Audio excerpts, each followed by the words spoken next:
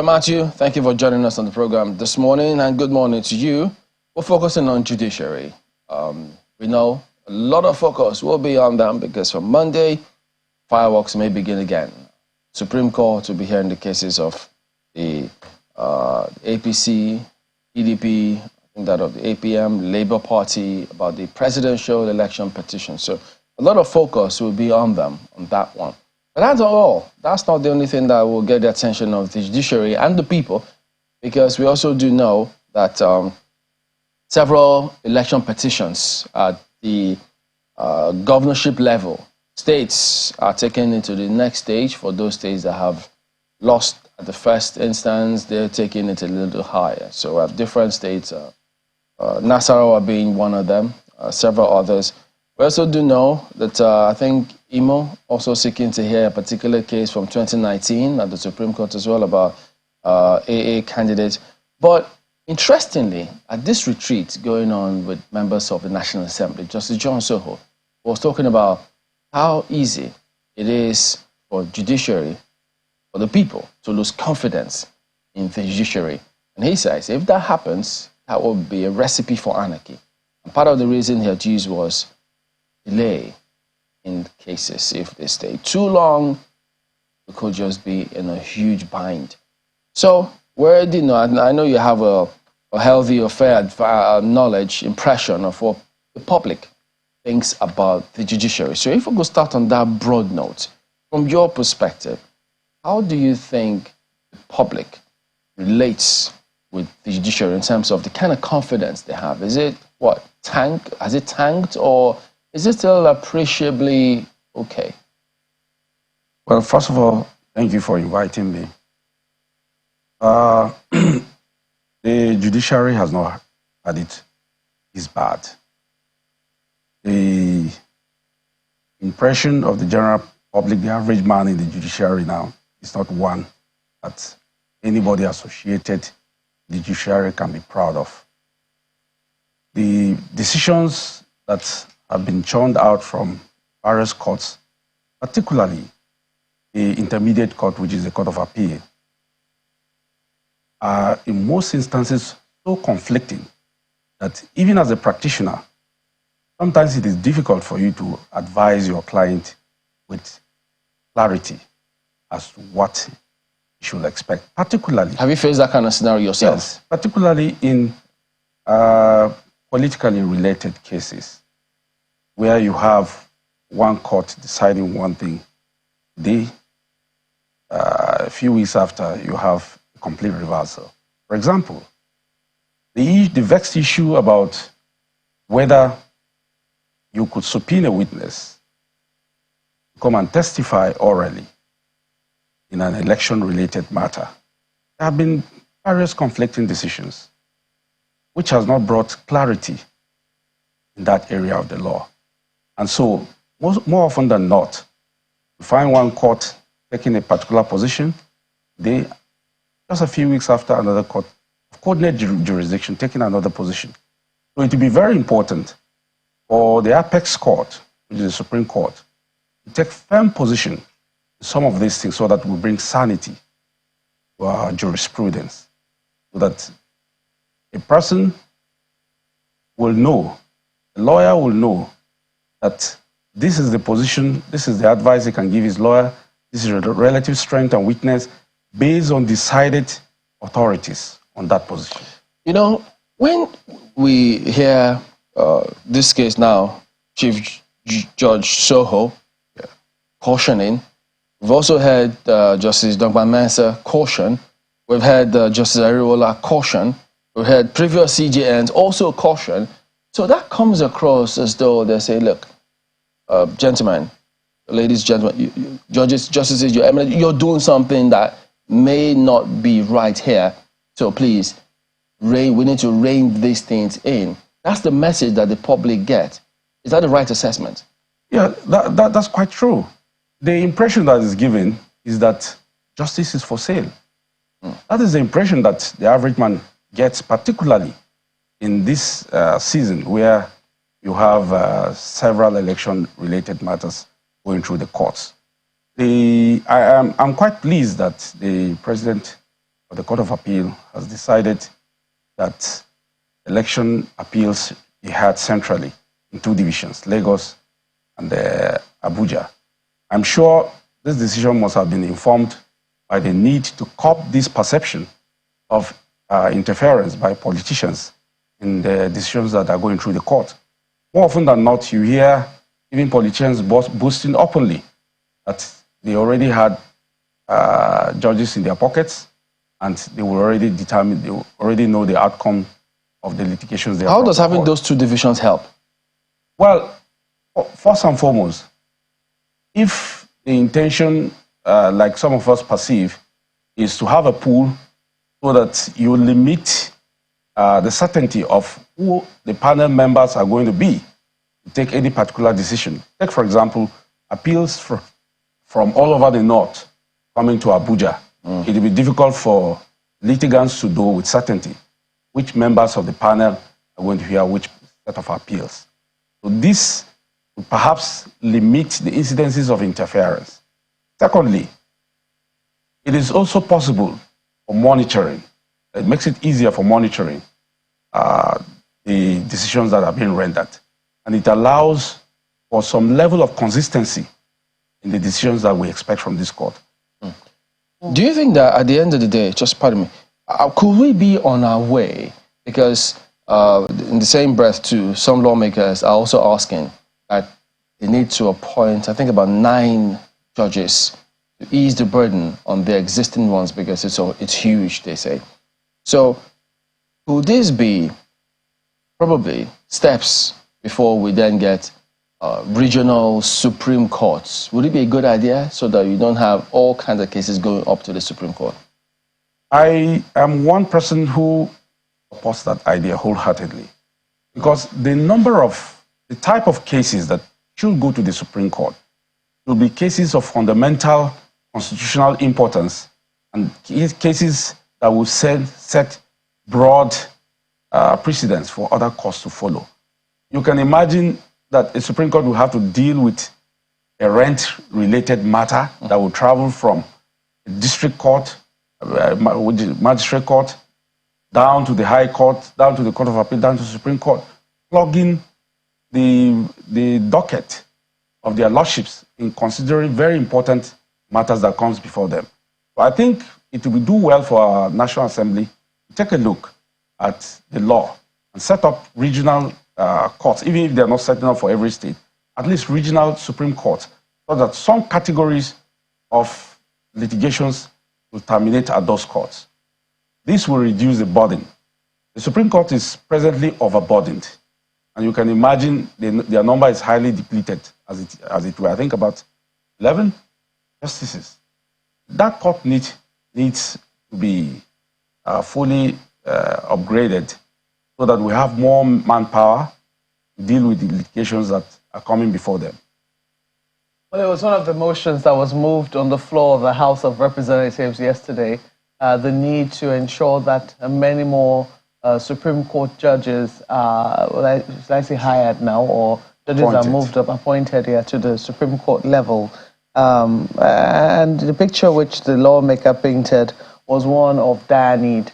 But, you raised the example of subpoenas, and you say that, that is one of the areas where there isn't a very clear-cut decision on or stance on the matter of law, which you think that is something that needs to be, straightened up and needs to be clear. People are allowed to be subpoenaed, isn't that correct? Yes, that's true. But what exactly is the issue? Is it the fact that they can give their testimony in person, that's orally, or in written form? What precisely is the issue with that? A subpoena is an order of court. It can command you to either produce documents before the court in a contested litigation, or to produce documents and testify, or to simply come and testify. So once a subpoena is issued, you have to obey it. If you don't, there's a penalty. So the election petition procedure requires that a petitioner should front-load the entire witness depositions of the witnesses he intends to call a trial. But sometimes you as a petitioner would have to subpoena a witness who is from the adversary, who is a respondent in the case. Take, for example, INEC. You need INEC staff to produce certain documents or to come and give evidence in certain instances. You don't expect an INEC staff to come and give you evidence in depositions before you file your case, because they're basically they are on the other side. So the only way you can get them to do is for a judge to issue an order for you to be able to get that depositions. And mark you, these judges only come to sit at the time cases have been filed. So how does a petitioner who intends to file a case get a judge to issue a subpoena when the tribunal had not even been constituted? So it will be asking for the impossible to expect a litigant who is a petitioner in an election-related matter to get a witness deposition from his opponent prior to filing his petition. That is why there ought to be exceptions where you are subpoenaing your opponent or you are subpoenaing a witness that was not available to you. But wait, to be allowed to come by way of a subpoena. If I could follow up on that debate, pardon me to jump in. Yes. The concept of subpoena. Yes. Putting that in consideration, does the question of an unwilling person who's been subpoenaed, does it arise whatsoever? Absolutely. The entire basis of subpoenaing is because the witness is not willing. He's not available, he's not willing to give you voluntary deposition on oath. That is why you invoke the instrumentality of the quasi-powers of the court to compel him to come and give evidence. And in doing so, you cannot, it will be simply impossible for you to expect that such a witness will come and do a deposition and sign it for you. So what you do is you subpoena him, he appears, he enters the witness box, and you examine it orally. And that's what ought to be. But you find some decisions of court insisting that you must have a witness deposition on oath prior to even filing an election petition. An election petition, for example, under our laws, must be filed within 21 days of the declaration of the results of election. So how do you get INEC, which at that stage is not even willing to cooperate with you, because you are taking them to court against the declaration they made to come and give you a witness deposition for you to front load with your petition. So there must be, our law must take a critical look at this. I'm happy some of the courts have made a distinction and made exceptions. That where a witness is not available to you or is from an adversary and you are suing the institution, not the individual, then of course that exception allows you for a witness to come and give oral testimony. But it's one of the issues that I'm sure will be determined by the Supreme Court in the Article B matter, and several other matters are coming up, including, of course, in the Nasarawa State, where I was privileged to participate in the election petition. It will be interesting to watch. But, I mean, from what we also understand, the situation in Nasarawa State was decided in favor of the litigant, wasn't it? Yes, absolutely. It was a split decision of 2-1. But, of course, the majority decision is normally the decision of the court. I think there are appeals already pending. So I probably will not be able to comment further than that because I'm directly in participation. Okay, well, I'm very concerned about the issue of perception, which you also raised. Because some people will say perception also arises from how the litigants and their lawyers handle whatever, whether they win or they lose, how they handle whatever decision of court has been handed them. If, they take it in good faith and they accept that indeed their Lord Justices looked at the matter on its merit and, threw it out based or gave judgment in favor based on what the law says. Some people will say that, then where is this issue of perception that you say is not very good arising from?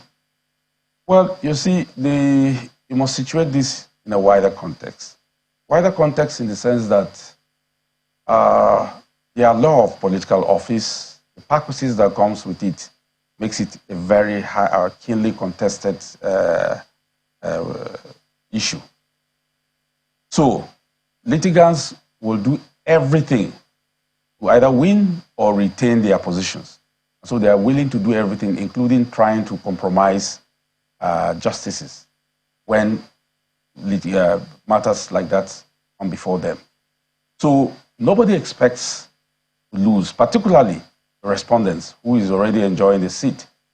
So in rare cases, such as happened in Nasarawa, where you have a court upturning the decision by INEC to declare sitting governor re-elected, the stakes are normally very high. Now, the build-up to such cases is also one that comes from the political contest in the field itself. So there are expectations on both sides, and the stakes being very high, everything is done to sabotage the process. In rare cases, like occurred in Nasarawa, you have where their lordships have had the courage to insist on deciding on the basis of the facts that were presented before them. More often than not, people are taken by surprise because that is viewed as the exception rather than the norm. And so it is not surprising that a lot of interest comes into it. But let me advise here that politicians must understand that you can win and you can lose. And you must accept that you can lose. So, when you have lost in an election, in court, particularly when there is avenue for further redress by way of appeals, that is the right option that should be exercised. People should refrain from making unguarded statements that hits up the policy, that disparage their lordships, particularly those who are in a situation that cannot join issues with them. The question of when you go to court, then winners are announced there. Many people just find that it's discouraging for a lot of electorates who would rather have the winners announced at the collation centers. So what would you recommend? I know that they have to, it depends on the prayers that come before them and such other matters. But is it that there's nothing we can do to ensure that we, as much as possible from the court, steer them back to go so that the people can be the ones to not just decide, but to be seen to have been the ones deciding who becomes a governor or member of the National Assembly or whatsoever? Well, let me take you a little bit back to what I think what I think can be done better. There has been some substantial improvement in our electoral process. And you will find that litigations that came before the courts this time around were not basically about the fights in the field, whether elections took place or whether elections did not take place, ballot box snatching, and those incidences have been reduced because of the introduction of technology in our electoral process. But we forget that there's always a human element. You can do elections clean in the field, everybody's satisfied with the voting, with the accreditation and everything. Then somebody sits who is supposed to do the collation, decides to inflate figures. So this problem is basically, you'll find from different officials. Yes. INEC officials. The major problem you have in this election cycle is with INEC. So, particularly the ad hoc staff who were recruited to do the collations in various centers. Strange figures appear which are completely different from what took place in the field. And this thing will continue unless there are consequences for it. People who are identifiable, who can be identified, coming up with figures contrary to what is presented to them, there must be punishment for this. Unless we do that, whatever kind of technology we bring in our electoral process, whatever kind of amendment we make to our laws, we will always have the human element sabotaging it. I can't remember how many ad hoc staff INEC recruited this last time, but I think there were millions. Yeah. And so, Millions. wasn't it? I don't How many? know to millions. Well, sure virtually all their collation officers. Ad hoc staff. Yes, virtually all their collation officers from the ward levels are ad hoc staff. Ward level, various level, up to declaration. At the final declaration, most of them are people of high repute, as high as vice chancellors of universities. So it becomes very worrying that these people are saddled with the figures in black and white. They announce something else. I'm trying to remember the scenario where we asked an official of INEC at the time too about the similar question of holding ad hoc staffs accountable to ensure that these kind of things don't happen. Because if INEC officials themselves are above board or they do what they can in line with the laws, and then ad hoc staff who know I will only be there for a few times, they think that, well, the law cannot catch up with them. So I think, if I remember properly, officials of INEC at the time spoke about their challenge, the limitations, funding to ensure that these kind of things are done, because there has to be, I think that's a huge component. But in your suggestion, what would you suggest we do to ensure that this doesn't happen? Is it with funding INEC to ensure that whatever needs to be done either for training, or is it about amending our laws again to see or make sure that, look, whoever ad hoc staff is, because even if you do it now and then you go on to another location much later, or you leave that job of being an ad hoc staff to something else, you can still be recalled to answer questions. As it is now, our penal laws are replete with punishment for this behavior. They're just not being enforced. That is the problem. They're just not being enforced. First, no matter the amount of improvement you do in the electoral process, no matter the amendment of the laws you do, if you are not willing to punish for bad behavior, then people are encouraged to repeat it.